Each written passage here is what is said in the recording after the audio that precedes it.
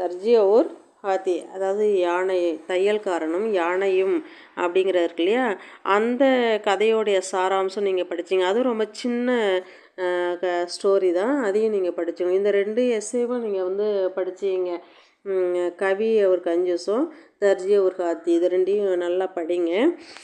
இன்னும் எக்ஸ்ட்ரா நம்ம தேவையானது நம்ம என்ன எது படிக்கணும்னு படிச்சுக்கலாம். இப்போ இது 2யும் நீங்கள் படிச்சுட்டு வந்து எழுதி காமிக்கணும், சரியா?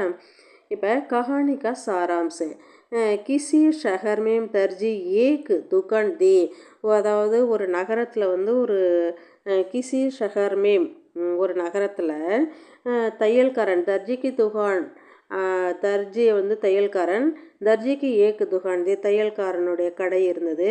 வகு துகான் சடக்கே பாஸ்தி, அந்த கடை எங்கே இருந்ததுன்னா சாலையோரத்தில் அமைந்திருந்தது.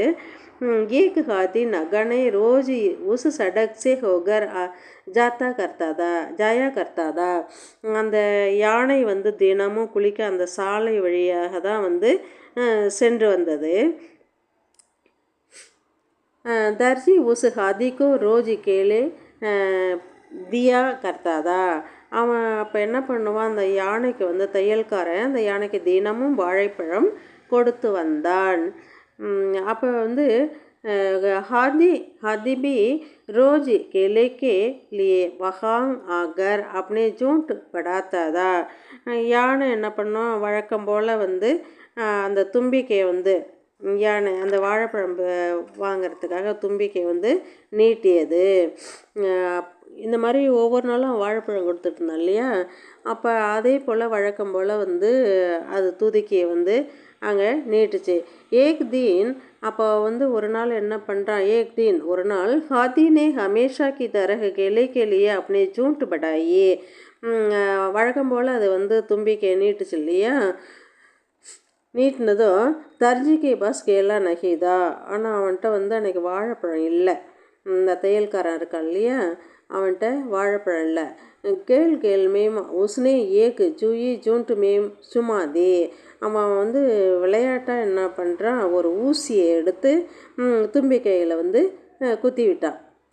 அது சும்மா விளையாட்டாக செஞ்சிட்டான். தர்ஜிக்கா யகு வியவகார் ஹாதிக்கோ அச்சா நஹி லகா, ஆனால் யானைக்கு வந்து அந்த தையல்காரனுடைய இந்த செயல் வந்து அந்த நடத்தை யானைக்கு பிடிக்கவில்லை. फिर भी हादी चुपचाप नहाने चला गया, ஆனால் யானை என்ன பண்ணுச்சு, அமைதியாக வந்து அவனுக்கு அது பிடிக்கலை, அந்த செயல் பிடிக்கலை, அது அமைதியாக குளிக்கிறதுக்கு சென்றது. வாபஸ் ஆத்தே சமை, அந்த திரும்பி வர நேரத்தில் ஹாதினே அப்படியே சூண்டு மேம் கந்தா பண்ணி வரலையா, அந்த திரும்பி வரும்போது அது என்ன பண்ணுச்சு, அந்த குளிக்க சென்ற இடத்துல இருந்து அந்த அழுக்கு தண்ணியை வந்து தன்னுடைய துதிக்கையில் வந்து நிறச்சிட்டு அங்கேருந்து அழுக்கான அந்த தண்ணீரெல்லாம் நிரப்பி கொண்டு வந்தது. வந்து என்ன பண்ணுச்சு, உஸ்னே தர்ஜிக்கு துகான் பர் வகு கந்தா பானி டாலா தியா, அங்கே தையல்காரன் கடையில் வந்து அந்த தண்ணீரை வந்து என்ன பண்ணுச்சு, அது துதிக்கையால் அடிச்சது. இசு துகான்மேம் ரகே சாரே நயே கப்படே கராப் ஹோ கயா, அங்கே இருந்த அந்த புதிய துணிகள்லாம் இருக்கு இல்லையா, அதெல்லாம் சேதமாயிட்டுது, வீணாக போயிடுச்சு. அப்போ தர்ஜி பஜானே லகா, இதை தையல்காரன் வந்து உடனே என்ன பண்ணுறான், அவன் செய்த செயலை நினச்சி ரொம்ப வருத்தப்படுறான்.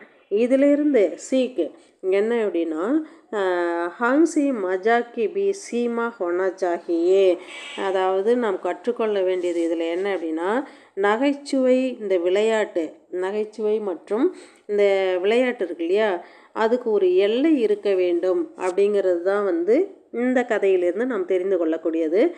இந்த கதையை ஒவ்வொன்றையும் அழகாக பொருள் புரிஞ்சு படிங்க. ரொம்ப சின்ன கதை தான், அழகாக இந்த கதை வந்தாலும் தேர்வில் நீங்கள் அழகாக எழுதிடணும், சரியா?